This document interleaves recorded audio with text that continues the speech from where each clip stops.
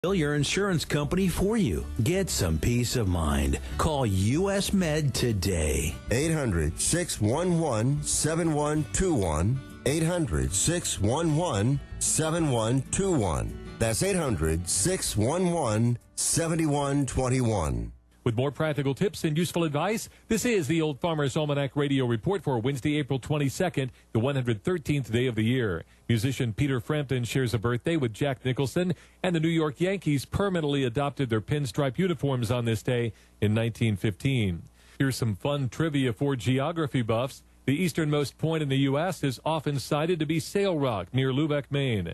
Our fact-checking revealed that it is indeed, unless you count Alaska. Here's why. The Alaskan island of Attu is dissected by the 180th meridian, which separates the eastern and western hemispheres. That makes a tiny part of Alaska technically the easternmost point in the U.S., and that gives the state the oddity of having the northernmost, westernmost, and easternmost geographic points in the country. There is the Old Farmer's Almanac Radio Report. Learn more at almanac.com. Rhode Island State Police have identified the individual killed on Interstate 95 in Pawtucket on Sunday. The person's name was Sekor Doman, and he was last known to be living in Cranston, according to state police. Doman was reportedly struck and killed on I-95 North near exit 27 shortly after reports were received of a pedestrian walking in traffic. The incident is still under investigation. Lou Mandeville here to tell you the only place to get your local high school and college scores, as well as the Pats, Bruins, Celtics, and Sox, is on my morning sports reports. And they are right here on ON 1240, Monday through Friday on the Morning Fun Show. ON Worldwide. Broadcasting live and local daily from the Navigant Credit Union broadcast studio at the corner of Park Avenue and Kennedy Street. This is WOON, Woonsocket Radio, ON, AM, and FM. WOON, Woonsocket.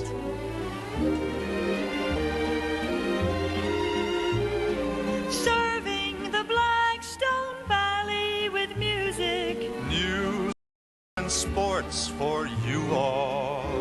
The radio voice of the Woonsocket Call. WOON, Woonsocket.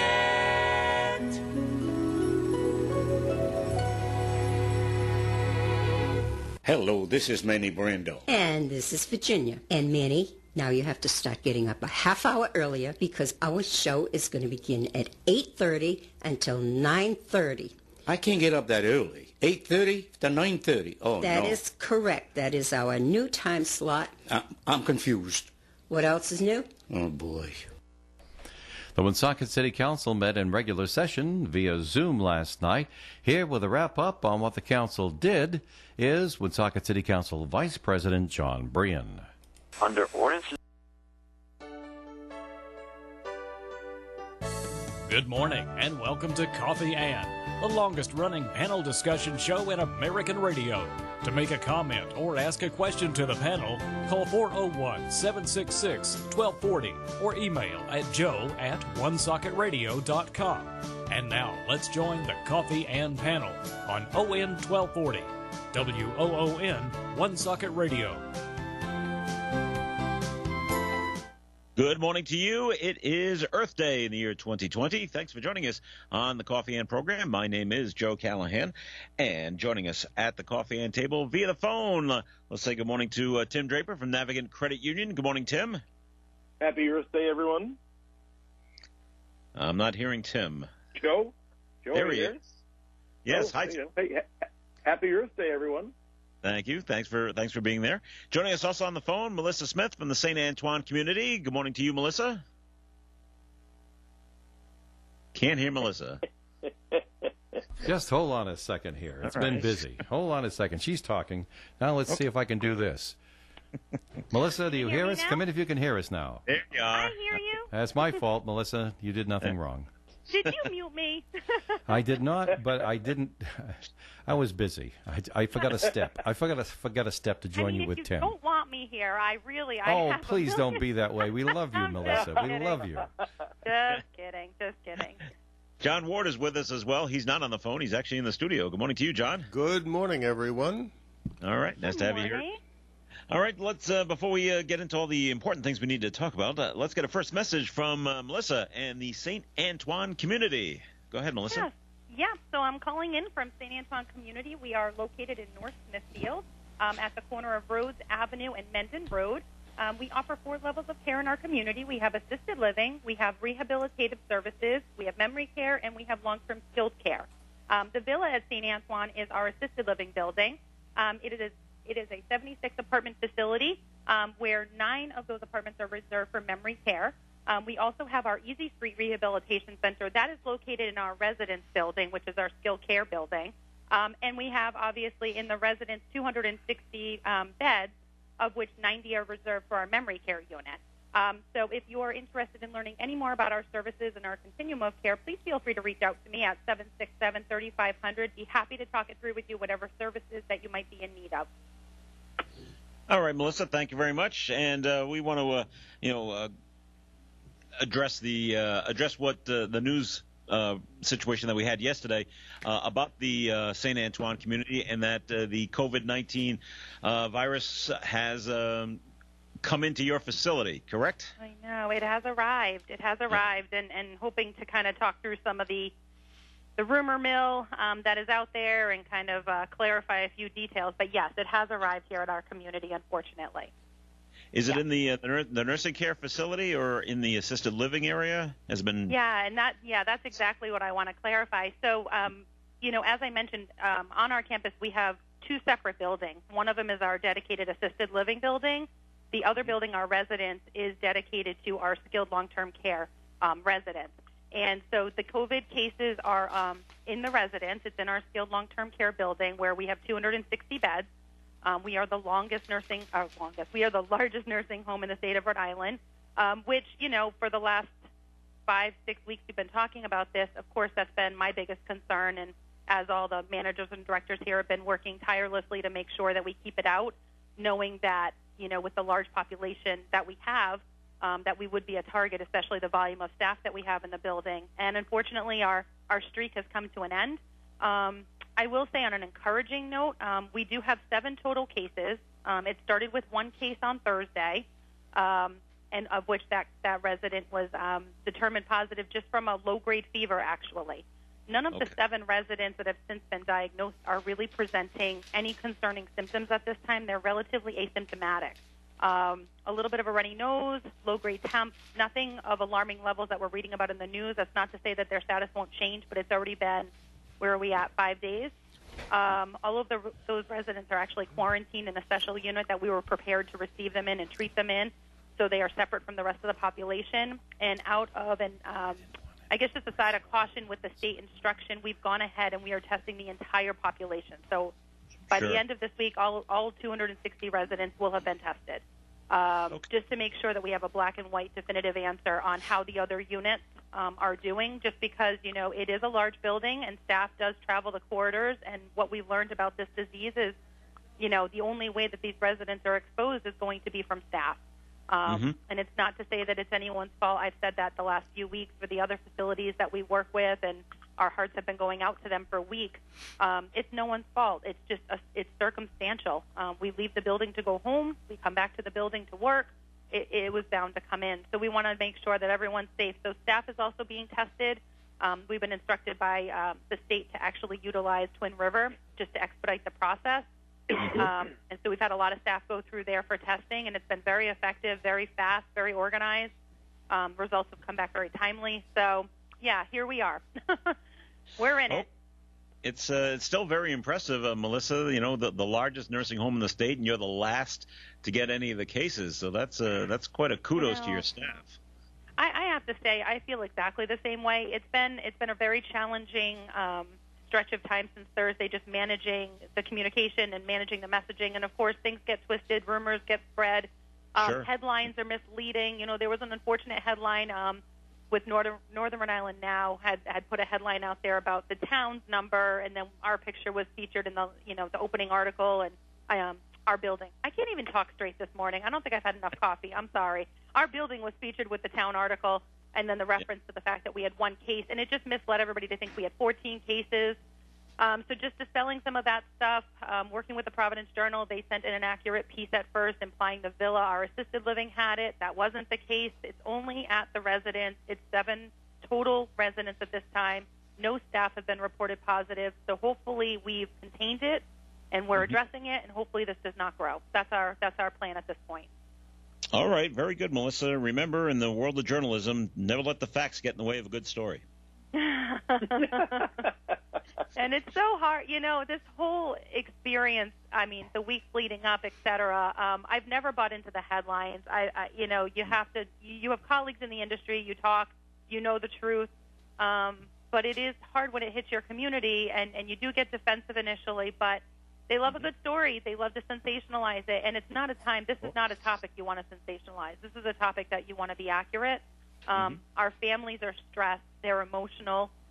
They're reaching out often. That's consuming a lot of our time, is to just give them comfort and assurance that, nope, it's not here in the assisted living. It's in the residence, but it's not to say it may not come here. And just kind of going through all of that reassurance and also the measures that you're taking, it is a draining process for our staff just to provide that extra level of education to dispel those rumors. Okay, well, I'm glad to see that you're quarantining the people that do have it, so that's what else can you do, right? Yeah, and that was set in place. We had started to dedicate our transitional care unit, which is really our rehab unit. We had started to open up some of those rooms as we started to decline admissions to that unit strategically about 2-3 weeks ago. So we had those rooms designated. They were already set up with the equipment that we would need. So over the last few weeks, as we've been testing anyways, as we tested, we were quarantining those residents. So we've already been utilizing those rooms. The staff's already gone through those processes. So once there was an actual positive case, it was handled no differently. They were still quarantined to that area and locked down with that specific staff. So that staff does not float throughout the rest of the building. So I feel like those few weeks of practice with all the negative tests really set us up the right way for when the first case tested positive. Right. Okay, then. Well, I'm glad you were right on top of things over there, so great job. All right, moving on now. As everyone knows, Joe's a big sports fan, and things happen in the sports world, and you just roll with the punches. And I was never really upset when Roger Clemens left the Red Sox or Wade Boggs left the Red Sox, and I wasn't really upset when Tom Brady left the Patriots. I am upset about Rob Gronkowski. Hey, Joe, you know what? This is like a bad divorce, and Tom Brady gets a kid. That's all I can think of. That's an excellent way to put it. Excellent way of looking at it, Tim. I mean, I can certainly understand the Patriots' point of view of wanting to get rid of him. Send him down to Tampa Bay, and you take his salary and you pay him. All right, fine. But I know people, and I'm one of them. I would have given my left arm to play a professional sport, to have the ability to play a sport at a professional level. And then you have these guys that have that ability, and they tell you, oh, I'm only going to play there. I'm not going to play for you, who I signed with, and you're paying me, but I don't want to play for you anymore. I only want to play over there with my with my buddy, kind of thing. And it's just that's the thing that struck me the most, that aggravates me the most about the situation. Is Gronkowski could have played last year. Sure, he could have played with his buddy last year. Yeah. So he clearly did not want to play. He clearly didn't want to play for the Patriots. He said he did, but he didn't, because he would have if he did. He said he was hurt, and he's a big kid of the CBD creams and rubbing it into his joints, and it was making him feel better. I'm like, well, okay. Should I'm believing some of that, and then I saw, he jumped over, did the wrestling thing. I said, well, it looks like that's going to be his new career, and that's fine. That's a very mostly a controlled environment, and he probably won't get hurt over there. But then he's like, oh, well, now I want to play. All of a sudden. Yeah, no. Convenient. You know what? I'm more worried about what happens to Julian Edelman. I think now either he wants to go down there now with those guys, and if he doesn't get there, then he's just not going to really put the effort forward here, is my guess. Well, that's a possibility. I haven't heard of anything where he's saying he wants to leave. Have you heard that? No, but I mean, all the writing's on the wall. There's 1,000 memes about it, yeah. Gronkowski didn't want to leave, right? And then he left. Brady didn't want to leave. He was a Patriots for life. Then he left. Yeah. So I think these guys are tired of Bill Belichick. I think they're tired of his system. They're tired of the way he runs things, and they want it out. All right, I guess I understand that. But it just, then be honest about it. Just say, listen, I'm done with the system. I want some freedom. And like you said, Tim, and I read on a social post earlier today, Rob Gronkowski, he did not retire from the Patriots. He quit on the Patriots. And I like how that was put. Well, he did, but his publicist did a nice job at framing it as a retirement. But if it was a retirement, they would have released him from his contract too, right? But that was smart. They didn't do that. I'm not sure how that works. John, you've been awful quiet. Any thoughts on Rob? I think it's simply nothing more than what you alluded to, in that certain people get tired of Belichick's way or the highway, and they prefer the highway. I think in Gronkowski's situation, he's got to get through a physical. He's got a damaged body. I thought he passed that already. Well, maybe he did, but he still has to bulk up and add about 30 pounds to his frame in order to get back into professional football, in order to survive it. Because I was amazed. I mean, I've seen this man. He's 6'6", maybe 6'5". Yeah. And he's only 215 pounds right now. So he's a skinny little runt, relatively speaking, especially compared to me. And so he needs at least 30 pounds if he's going to be competitive. You do look good, Joe, by the way, on your Facebook post with the with the growth. I don't know if Melissa's seen that picture. Have you seen that, Melissa? No. You'll have to check out the WON Facebook page to see what I look like now. Grizzly Adam. Yeah, I can understand Gronkowski leaving. I don't know that Edelman's going to leave. Although he does, Edelman was one of those guys that was so dedicated to getting it right that he would spend weeks in the off season when they weren't even required to be practicing, to be out there with Brady practicing patterns and throws and catches. And I don't know if he's going to have that kind of dedication with some new guy coming in, or if he'd rather chase Brady. Although it would kind of look cheap if these guys were just chasing Brady. Oh, sure. He's great, but he's not a guy that's going to have 5 or 6 good seasons ahead of him. I wonder if Tampa Bay is not going to use Gronkowski more in a receiving role than in a tight end role. Well, that's what I'm thinking. Just get him down the field and throw the ball high and let him catch it. Yeah, he can catch it. He can jump and he can catch it. But how fast he can run, man? Throwing his body in front of 270-pound guys that are coming at him fast is not a safe way to do business. Yeah. And he is you're right. He's 31 years old, so his the battering that his body has taken, he might not be able to come back and be as good as he was, especially with a year off. Yeah, that'll be interesting to see. All right. I'm still not going to root for the two of them. I'm sorry. I'm gonna play the jerk and say, you know what? They're dead to me. Fine. They're dead to me. Aren't you excited for the 20 years from now moment where we're going to see that special documentary, just like Michael Jordan has going on right now, where we're going to learn the real truth on how they were feeling under the Patriots organization, their real feelings about Bill Belichick, their real feelings about Robert Kraft? Like, there's going to be some real juicy stuff 20 years from now. Yeah. My guess is that Brady really does have a genuine affection for Robert Kraft, but I think over time has just really come to not like Bill Belichick or his style.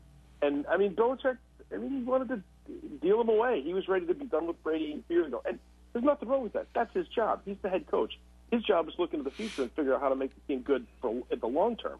Tom's motivation is to get to the next year, and now in his case, get to 45. And so he's got a different motivation than Belichick. So Belichick's theory is, fine, Tom, you can get to 45 with another team. You don't need to get there with me. I got to move on to the next guy.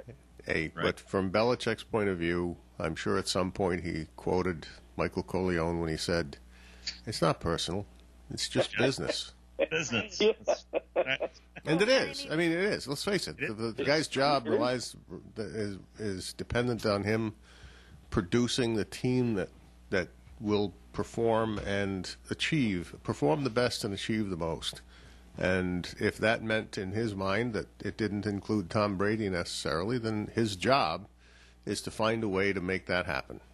And I think it really, the first sign that I can think of that showed the breakdown in that business relationship was when they took Brady's trainer and told him he couldn't be on the sidelines. And then things seemed to deteriorate from there. Well, and one other point before we're going to take a break, and I had to be reminded about this.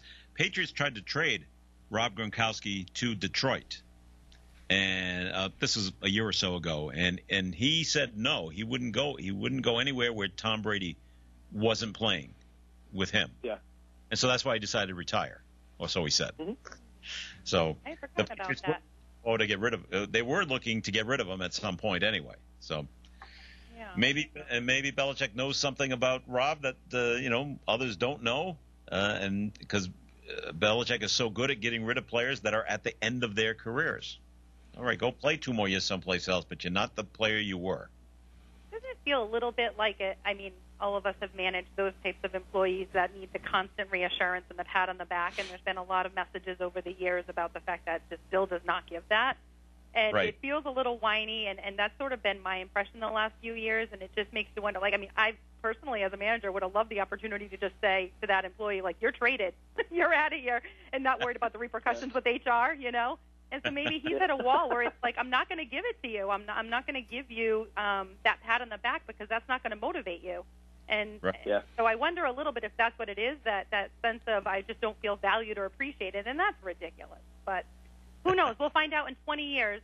Sure, you're right. All right, we have to take a break on the Coffee and program right now. So, Melissa, time for a second message from the St. Antoine community, please. Yeah, I think I'm just going to take this slot and just do a big shout-out to the staff. It has been, as I mentioned earlier in this call, a very challenging few weeks. The staff in our community are loyal. They're dedicated. They love our residents. They care about our residents beyond the call of duty. And I have to say, we even have, just as a personal little story, we have a nurse who actually, the moment we had a positive case Thursday, she has a husband at home that's compromised, and she works in a healthcare facility. The easy out would have been for her to say, I'm staying home. I need to prioritize my family. Instead, she parked a camper on our property. She's literally dedicating her skills to our community, to our population, which is just, it's an emotional gesture for us here that work at St. Antoine. We're kind of leading now by her example and kind of seeing that visual every day to say that's what we're here for. And we have staff that have little kids at home that are struggling with virtual learning, and they're feeling very torn and guilty, and they keep showing up. So I just wanted to take this slot to just say thank you to them. This is not an easy climate. We hear a lot about other facilities dealing with staff shortages and staff quitting, and there's no judgment attached to that. But really, in our situation right now, we're lucky to say that our staff keeps showing up, and we just really appreciate them and value them. So I just wanted to say that out loud. And that's it. All right. Thank you very much, Melissa. And the Coffee and program will continue. Please stay tuned.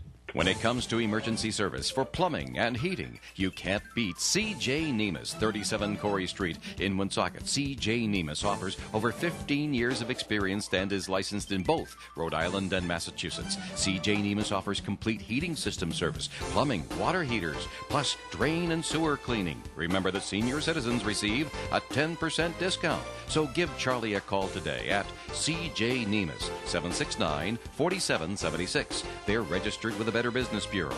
They're a master plumber with quality service. It's the only way and the best way. With C.J. Nemus, call today, 769-4776 for C.J. Nemus. Hey, Steve, those sneakers are looking real sharp. They must have set you back some dough. Not at all, Tom. I went to the sneaker outlet, and these are actually 10-year-old refurbished sneakers. They're just like brand new, and I paid a fraction of the cost for them. Before throwing out your old sneakers, give them new life. Bring them in today for a deep clean and shampoo. The Sneaker Outlet can do this for you. And if you're in the market for a new pair, the Sneaker Outlet sells refurbished Nike sneakers for men and women at low prices. The Sneaker Outlet across the street from Honora Lippett on Main Street, Woonsocket. These days, we all probably know of a local business that is struggling to adapt to the current realities. Here's a small way that you can help. Announcing the Gift Card Challenge. If you're able, think of your favorite local business and then buy a gift card today. Buy it online or pledge to buy one as soon as you can. Every little bit will help. Restaurants have takeout or delivery. Many businesses have online shopping options. Participate in the gift card challenge today. Buy a gift card. Any amount and show your support for our local businesses in this time of need. Keep it for yourself to use at a later date or pass it along to someone you know that's on the front lines doing what they can to keep us all safe. Make the pledge and buy a gift card today. Participate in the gift card challenge. Post and tag the business you selected on social media and challenge your friends and neighbors to do the same. Working together, one card at a time, we can all make a difference. This important message about supporting our local businesses is sponsored by iConnection Agency of North Smithfield. Visit them online at iConnectionRI.com.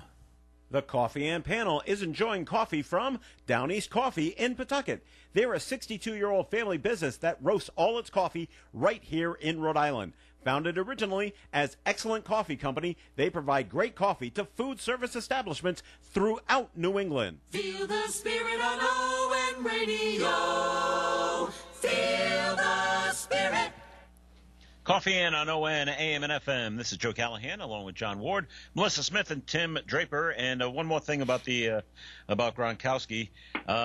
Before the Tampa Bay Buccaneers signed Tom Brady and Gronkowski, the Las Vegas odds makers gave the Tampa Bay Buccaneers a 55-1 shot to win Super Bowl 55.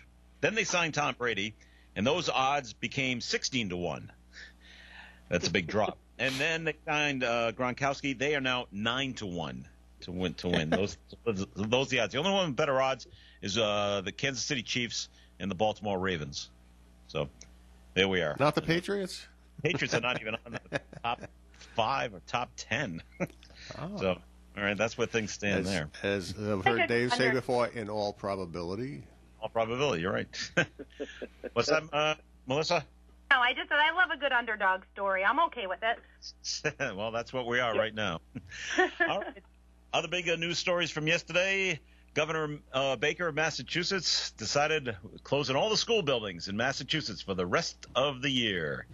Now, this doesn't affect any of you, but it affects me because I'm in Massachusetts, and my daughter's got to now do school at home until June 8th. Joe, you say it doesn't affect any of us, but I should point out the Governor Raimondo did say that she's thinking about trying to get us an answer again by the end of the week. And I noticed in an article I read this morning, because I get up early, there are 35 states right now that are not sending kids back to school this year. Well, that's up. Yesterday I heard 27. Well, I read this morning 35. So if that's the case, there's a pretty good chance, especially with our neighbor Massachusetts being closed for the rest of the year, that we may end up mimicking Massachusetts. Is Connecticut closed for the rest of the year too? Not that I saw. Yesterday I saw Massachusetts, New Hampshire, Vermont are the 3 New England states. That may have changed though. Yeah. My guess is we'll end up in that boat too. It's funny. I wasn't with the whole virtual learning thing. We've had so many conversations about just how the kids are adapting and even talking about what would it take to get the kids back into school. The one thing I hadn't thought of till watching the news last night was the bus component. Silly me for not even considering that, because I feel like that's one of the top 3 things that should be really of concern. Because how do you space these children apart if that's going to be a measure that you need to get back to school again? But the transportation component I didn't even consider. So I can't imagine what it would take to get these kids back to school, but I don't see it happening in Rhode Island this year. Let me correct that, by the way. I just opened another article that's only 1 hour old. It's 36 states that are closed. Okay. Wow. Stands corrected. Okay. I don't know how you do social distancing on the bus, or even at the schools for that matter. The schools are only so big. There's a physical limitation. So I don't. I think that's going to be the challenge to reopening the economy, as they say. Is how do you preserve social distancing in almost any environment other than walking around your neighborhood for 50 laps a day? It just is. It's like restaurants, stores. Went to a grocery store yesterday. People still not wearing masks. I wanted to smack some folks. They're not. There's lines on the aisles saying go this way. People going the other way. Like, really? folks, can we just do this? It's not a big deal. Well, wait a minute now, Tim. I've been in supermarkets and I've followed the lines, and I reach a boiling point when I end up with a situation like you sometimes encounter on the highway, when you're in the passing lane and somebody is going 5 miles below the speed limit. There are people that stand in the middle of an aisle with their basket, and they sit there looking at product and wondering which one they should take. And you're trying to get by, and you're trying to mind your social distancing rules, and you say nothing, and you stand there 6 feet away, and you wait, and you wait, and you wait. Well, and then you surrender and walk right by them because they're not moving. Well, if you got a mask on and you don't look at them and you hold your breath, that's what I think. Just hold your breath. Oh, but that's not what the rule says. I know. By the way, it's just for the school thing. One more time, it's Vermont, Massachusetts, and New Hampshire. Sure. Yeah. Maine has recommended closing, but they're not mandating it, and Connecticut and Rhode Island have not done that yet. So Maine is leaving it up to each town at this point. Okay. So they count that as closed because they're closed, and the state Department of Education is recommending that they not open. Okay. But nobody is ordering that they not be open. I see. Okay. Must be an election year or something. The politicians don't want to make a decision. All right. I've said this before on the Coffee and program. Maybe it wasn't on a Wednesday, but I went to a grocery store last week, and I was 6 feet behind the person that was in front of me, and the person did the automatic doors, and they opened, and they stood at the doors. I was like, I think this is where we all need a 6-foot stick so that we can poke people that aren't moving. A cattle prod. I wouldn't electrify it yet, but at least have the stick. Like take an old broom handle that's about 6 feet long and just sort of poke them in the shoulder and say, "Excuse me." Melissa, what was that? I said maybe something a little gentler, a little kinder, like a fun noodle, like a pool noodle. There you go. Good idea. So a little gentler. You don't. Now you can whap them over the head with it instead of poke them with it. Move to the right or the left. Pick a direction, but you got to keep moving. Or maybe just a whistle. Just blow that whistle right at them. Little horn on your cart. Whistle. A bell on your cart. That's what you need. A horn. Yeah. A horn. There you go. Yes. An air horn. An air horn. No, get the full air horn. Reminding you. I'll hear a horn over in aisle 3, and I'll know I'm in the store with you. It's fine. It's just it can be frustrating when they're just standing there and you wait. And I'm talking like, and it seems like forever, but it's probably only about 15 seconds. But they're just standing there looking at this product on the shelf, and it's like they can't make up their mind. And please make up your mind. Cart over to the edge, let people go by you, and continue looking. You know, when I was in high school, we took a history class trip down to Washington D.C. and we went to the Bureau of Printing and Engraving. And Joe, if you're actually, it's the Bureau of Engraving and Printing, not the Printing and Engraving. And Joe, when you talk to Tom on Friday, you can bring this up because he was with us, and as we moved through this place, they have this walkway where you're overlooking the floor where they're printing all the money, and there was a security person there. Like I never forget it. He had a southern accent, and all he did was stand there the whole time we were there. Stand there and said, "Watch you, keep the line moving." Keep the line moving. Keep the line moving. That's all he did. He just stood there with his arms folded. Keep the line moving. It's like, all I can think of in the supermarket is they need somebody to stand there at the end of each aisle saying, keep the line moving. Can we talk about that for 1 minute? Because I did that tour last summer with my girls, and that was probably the one place that they were really pumped to go see. They were excited to see money being made. Okay. That is the most deflating tour I have ever experienced in my entire life. I just thought, wow, what a missed opportunity for them to really do it up a little bit. Like there are so many ideas that came to mind as we were walking through there that I'm like, wow, they could have handled this a little differently. They could have added a little. It was monotone voice from the tour guide. It was exactly as you described. Keep the line moving. Keep the line moving. You know, fortunately, the people down below were like waving up to you. That was pretty exciting time to time, but otherwise it was absolutely deflating. Well, and I think the kids, it's a little shocking to see these sheets of paper with the bills printed on Yeah, them but that haven't been excitement cut up lasts yet. for about like 5 minutes, seconds. Yeah. and then that's it. Then you're like, okay. Is there, like is there anything else here? No. You know, if there was a little bit more of like the history of how the printing's evolved or something, maybe a little screen above you, I don't know. But the even the videos I think that were being shown in the corners look like they were from the 80s. You know, my son in Virginia, up in Northern Virginia, his neighbor actually works for that department. And somehow he's working from home, and we're trying to figure out how he's working from home. What is he doing? Well, he's clearly in management, but I'm just trying to figure out what management aspect of it do they do with a guy working from home when they're printing money.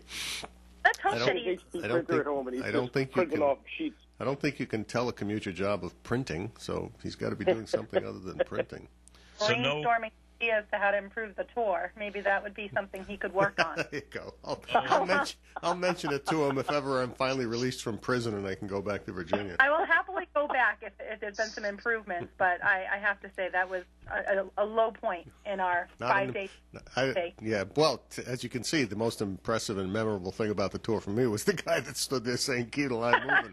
That's why when you said it, I'm like, yes, that's exactly as I remember it. Well, it's good to know nothing's changed in 50 years. So no free samples at the end of the tour like at Ben and Jerry's? No. No? No.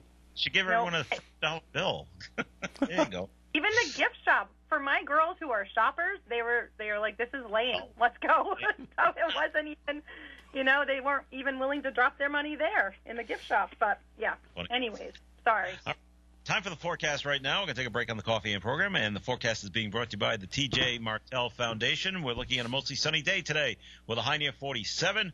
Winds will be gusting up to 28 miles per hour. Tonight, mostly clear, low around 30. Wind gusts up to 26 miles per hour.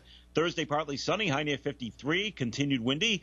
Thursday night, cloudy skies, chance of rain after 10 p.m., low around 40. Friday, rain throughout most of the day, high near 45, and Saturday mostly sunny, high near 62. And currently outside the Navigant Credit Union broadcast studio at the corner of Park Avenue and Kennedy Street. Dave, the last I knew we had 34 degrees. What do we have now? Well, I sent you the text, but you missed it. 38 now. Very good. Thank you very much. The T.J. Martell Foundation, Music's Promise for a Cure. To learn more, visit tjmartell.org. That's tjmartell.org. More of Coffee Ants coming up. Stay tuned. People ask what PACE is. Well, PACE is a different kind of health plan. There's really nothing like it. Because PACE was created to give older people with health challenges the care and support they need to keep living at home. If you have a parent who wants to remain independent and live at home, but needs help to do so, call 401-654-4176 or visit pace-ri.org and see what a difference PACE can make in both of your lives. The Baroaster House restaurant on Pond Street in Woonsocket is open for takeout and delivery of any dish on their menu. All you have to do is call them at 762-1717. Tell them if you'll pick it up or if you want it delivered. You have a choice. The Baroaster House is open 7 days a week, Monday, Tuesday, Wednesday from 4 to 8, Thursday 4 to 9, and Friday and Saturday 3 to 9, Sundays noon to 8. You don't have to miss your favorite Baroaster House meal. Order, takeout, or delivery at 762-1717. That's 762-1717. The Baroaster House. Hello, this is Manny Brando. And this is Virginia. And Manny, now you have to start getting up a half hour earlier because our show is going to begin at 8:30 until 9:30. I can't get up that early. 8:30 to 9:30. Oh, That no. is correct. That is our new time slot. I'm confused. What else is new? Oh, boy. Coffee and on ON, AM and FM. This is Joe Callahan here with Melissa Smith and John Ward and Tim Draper from Navigant Credit Union. And Tim, time for a first message from Navigant. Joe, it's hard to draw the line when you want to start really advertising things again, and it's a bit of a challenge for us because business does continue at the credit union, and we want everybody to know that the branches are open, even though they are they're temporarily limited a little bit in terms of our hours, Monday through Thursday till 3 o'clock, and, of course, by appointment only, and now you have to wear a mask when you go in. So, but the reality is commerce is still happening. People are still buying houses, and the market is starting to pick up again as we hopefully get into the warmer weather soon. And I'm just here to tell everybody that our mortgage lending team is working real hard. They're very busy at this time, taking applications and underwriting them and getting them closed so that you can get into your new home. So if there's a mortgage that you're thinking about getting or refinance, or you want to buy a second home or your first home, give us a call at Navigate Credit 233-4700 and ask to speak to one of our mortgage professionals. And we'll take the time to walk you through the process. It sometimes can be daunting if you're new at it. It certainly can be a pain in the butt if you've done it before. But we want you to know that we're here to support you in every step of the way. So the Navigate Credit Mortgage Lending Team at 233-4700. Give us a call or go online at navigatecu.org. All right, Tim, question for you, Tim, because we got a press release into the station from David Cicilline, Congressman Cicilline, praising the agreement on relief for small businesses. As we know, the PPP ran out of money last week. So now with this new relief package, does that mean small businesses that missed out the last time, can they now come to Navigant and get money from this new program? Yeah, my understanding is that the invoice needs to, the bill still needs to be approved at the House level. I think the Senate approved it, but the House still needs to approve it. But it includes $300 billion in additional funding for the PPP program. Yes, the answer to your question, Joe, is yes. Those folks who did not get into the first round can certainly try to get into the second round. I can tell you from Navigant's perspective that anybody that was in the process that got frozen out is still in the process. We've left every application. In fact, we've continued to underwrite and go as far as we can with the process so that when the money is available and we're given the green light, we can just start loading them up into the SBA website. So hopefully none of those folks that are in our queue are going to lose out on this round of funding. The train of thought right now is that this particular round of funding may actually go faster than the first round. And that's simply because the banks, the larger institutions, the Bank of America's, Chase's, and Wells Fargo's of the world, were not quite ready to accept applications when they first went online because they're trying to automate the process for their customers.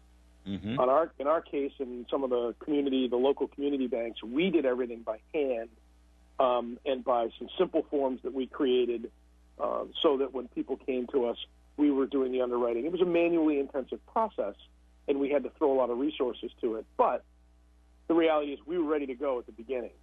Now that the second round has come in and the larger institutions have their automated processes in place, they think that they'll be able to process lots of folks through the system, which means that money will probably run out faster than it did the first time around. So we'll see. If you still need that stimulus, I still recommend that you need to find, and if it's not Navigant, whatever financial institution you work for, you get a better shot at getting things done with financial institutions you have relationships with. Go there, tell them you want in, let them, fill out the application, go through the process, even though there's no guarantee at the moment, because when it does happen, which we expect it will, you'll be that much better off. Okay. Would you recommend if a business was turned down the first time to do it again? Well, if they were turned down the first time, there's probably a pretty good reason why they were turned down the first time. So make sure you talk to whatever banker you were dealing with to find out what the reason was, because it's not – the process has been simplified. The application has been simplified. The underwriting has been simplified. So there's probably more of an outstanding reason why they weren't qualified in the first round. But if it was something that they weren't qualified for and they had to go fix something and then they came back and found out that they were not in, that the money had run out, again, they're already in the system, so it's just a matter of completing the application and moving forward. And that would be true, I think. I can't speak for everybody, but I think it would be largely true for most institutions that were taking these loans. Okay, good information there, Tim. Thank you very much. All right, John, the Woonsocket City Council had their meeting on Monday, also via Zoom. Did you think it went better than the first time with Zoom, or the same, or worse? What do you think? I think it went well. I think it may be a little bit better. You get used to it. You start knowing when to, except for that moment where I had muted my microphone because I was ripping up some paper and I didn't want to have the sound carry, and then I forgot to turn my mic back on. So when they took a vote, nobody was hearing me. But other than that, it's something you get used to, and I think people have become familiar with how to not speak over other people, and I think the council president has become more acclimated to seeing the little green bars pop up when people want to try to speak, and I've taken to raising my hand, actually, so he can see me raise my hand if I'm interested in being a speaker. So we're getting used to it. So I figure when we become very efficient at it, we'll be able to hold our regular meetings. All right. John, this was brought to my attention about the meeting, and maybe you can speak to this, is why was there no Pledge of Allegiance? It becomes very awkward because, let's face it, not everybody has the flag in the room they're sitting in. So you would require that anybody that's going to stand up and take the Pledge of Allegiance is going to stand up in a room at home and do that. And then you will be essentially having in the camera range what will essentially be their midsection. Right. Abdominal region. And I'm not sure we want a screen full of abdominal regions, if you know what I mean. It really almost becomes disrespectful. So better to just note that we are skipping the Pledge of Allegiance for this time being, and then have everybody speaking it at the same time. And I'm sure, as radio people will tell you, when you have multiple people speaking at the same time, it turns into just garbled noise. So it just wouldn't serve the purpose it intended for a Pledge of Allegiance. So better that we simply note that it's there, but we're not going to do it, because it's probably more respectful that we don't under these circumstances. Okay. Now there's a front page story in today's call, John, about Monday's meeting and how quite a bit of resolutions that were all shot down by a vote of 6-1. Correct. These resolutions were brought up by Alex Kiffis, and from what I understand, he was trying to do some things that to protect the homeless. He was worried about police going into the tent encampments, but also, according to the news story, that these laws are already in place. There was no need to do what he was asking to do. Is that correct? That's essentially the truth. The governor has handled it with her emergency proclamations. One of them was about guaranteeing 2 weeks of sick time related to the COVID-19 case, but in fact the federal government's produced a whole law that covers 80 hours of sick time as well as 10 weeks of pay at a discounted rate if you have family at home because of school being closed. All of these things are covered. And I think the one in particular that was disturbing was the ordinance, not the resolutions, because the ordinance called for homeless people to be exempted from certain laws. And as I pointed out, I know you can, through the courts, you can identify and designate a protected class of people because of certain things that have happened in the past. But nobody has ever taken the time to say that homeless are a protected class. And one of the fundamental principles of our country is that if you pass a law, it applies to everybody equally. Well, you can't create a protected class in this emergency. But what was most disturbing about all of these propositions, and I think it came through in the dialogue, was Councilman Knoyer at each instance would ask him, have you spoken with the mayor? Have you spoken with the police chief, the public safety director? And in all cases, the answer was no. Okay. And so what the councilman does not do in preparing his idealistic save the world from itself because I'm really smart and I'm going to write this to make it sound pretty and declare myself to be heroic on behalf of the homeless and those who are the downtrodden, he fails to actually talk with the people who are involved in the actions. And so he's not really going about it the right way. He's going about it like your classic revolutionary does. Burn the town down and then tell people how they should be conducting their lives, and not ever go in there and actually say, how can we do things to make things better? He's saying, I know better and you should do them my way. And that's not usually an effective means of governance in especially among a body of 7 people who are supposed to be making decisions collaboratively. When he first started introducing legislation, he actually did submit questions to us and objections were raised, and I don't think he was comfortable with the fact that we weren't seeing life his way, and we still don't, but he stopped asking us, so he just goes straight to the agenda, and as long as he continues to do this, I think he's going to be he's going to be running into a solid wall of opposition because it's got to be something that's meaningful and practical and legal, and these things were none of that. So it's unfortunate that it's happening, but it's part of.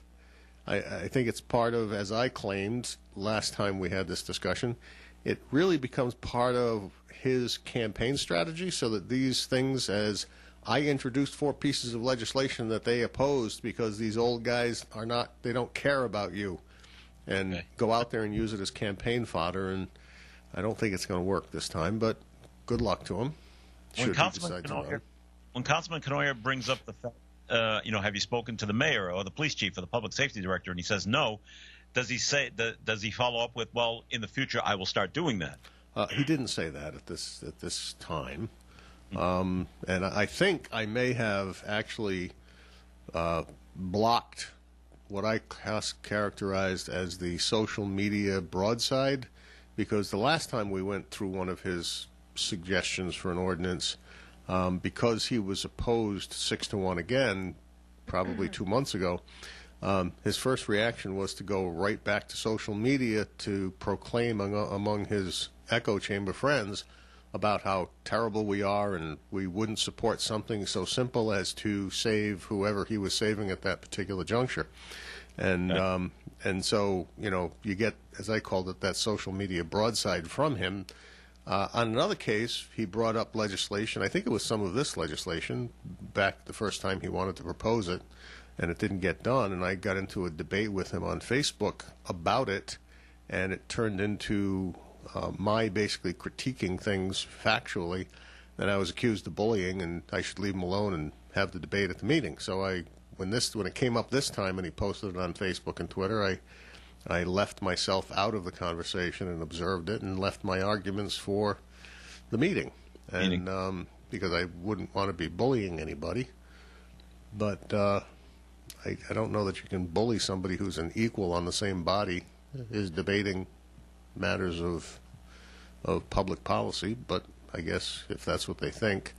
In any case, I think I've cut that off because nothing's been posted since the meeting that would accuse us of being horrible people yet. Unless others are, and I don't have them as friends on Facebook. All right, it's time to take another break here on the Coffee and program. So, Tim, time for a second message from Navigant Credit Union, please. Thanks, Joe. I'm gonna echo what Melissa did at the beginning of the show, and her shout out to her staff. I think they are all heroic over there for the things that they're doing, and I would like to shout out to our staff at the credit union as well. We do have, while there's a lot of us that are working at home, and that has its own challenges. We are so proud of and in support of our staff who are still back at all the branches, because all the branches are still open, and they are working with the public under very strained and stressful circumstances. And we know that they're nervous about it. And I know our senior team has done what they can to try and help alleviate their stress, and certainly by providing all the tools they need to protect them in these times. But they are going to work every day, and they're dealing with members, helping members, stay calm in their own way. So I want to shout out to the staff, the branch staff, particularly at the credit union. Amanda and her team in Woonsocket are fantastic. She posts every day a new style face mask that somebody made for her. So she's keeping it light in the Park Square branch. So kudos to her. And of course, all the branches, all 18 branches throughout the state. So we're open for business. That's the message. Our team is here to serve you. They're doing a great job, and we just want to shout out and salute them as well. Navigant Credit, 223-4700 or navigantcu.org. Enjoy the journey.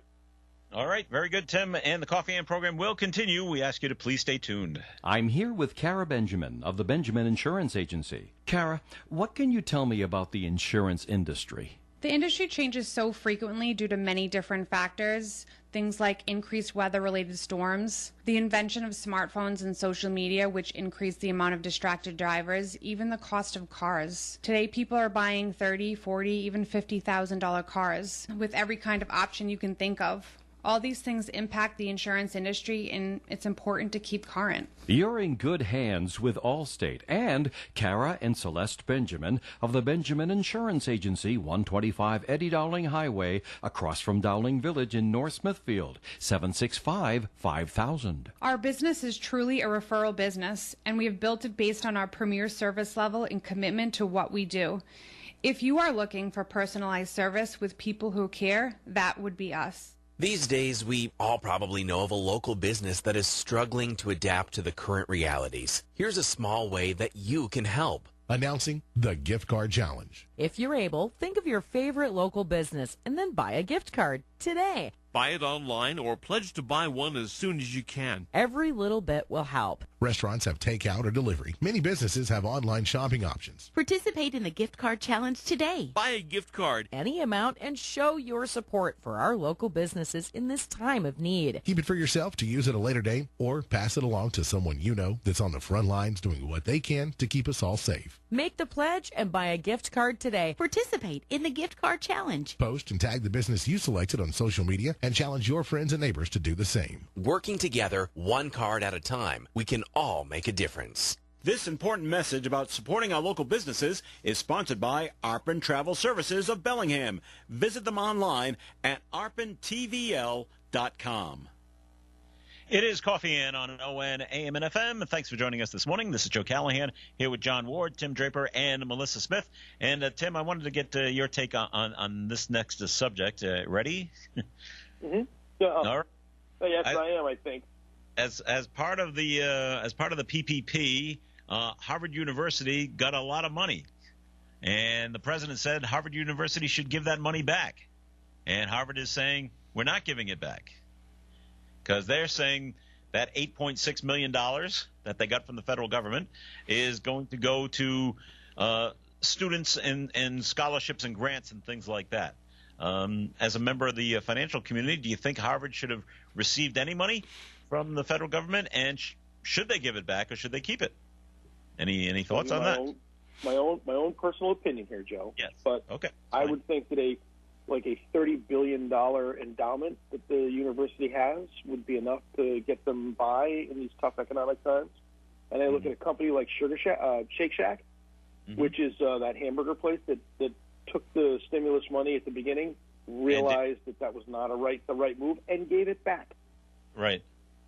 You know, I even harkened back to the governor yesterday saying on the radio that the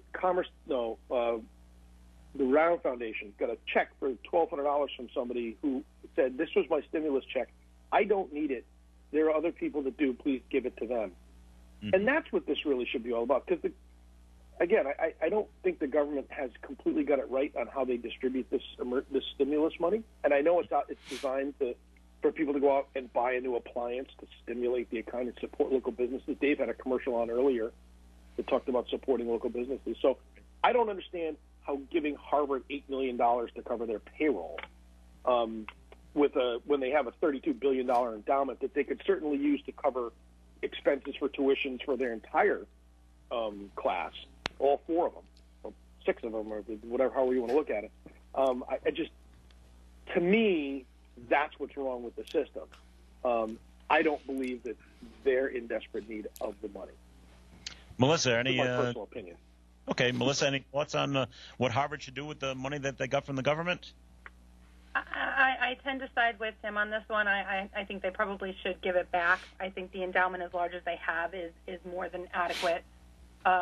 It's just going to that example of the Ryland Foundation and that generous individual who gave their money back. I mean, we're dealing with right now, and I mean, I've shared this earlier in past weeks, but when you have employees that make $12, $13 an hour that are showing up to work and not taking the easy way out and just collecting unemployment, the stimulus package, the way it's designed, basically says, I'm going to give you more money to quit your job and stay home. I think it's a little ass backwards. I think it's a little bit, oh, God, was that okay to say? Doesn't matter. Dave's not here to block it. Keep going. Wow, is there that slipped out? You know what I meant. It's a little, yeah. Yeah, you meant to say back asswards. I did. You're right. So I think there's a lot of steps that weren't thought through well, but at the same time, this is all uncharted territory. This came at us hard and fast, and I think everyone's hoping to make good decisions. There's not really a way to reverse it or go back, and do-overs don't exist at a time like this, but I think the right thing to do would be to give the money back if I'm Harvard, personally. Okay. John? My 2 cents is I am just thrilled. I'm ecstatic, as a matter of fact. I'm beyond happy that there is finally one matter on which the president and Alexandria Ocasio-Cortez are in agreement. No kidding. They're too damn rich. Give the money back. We don't want to be supporting billionaires with our important money. They should give it back, but they're not going to. They don't have to.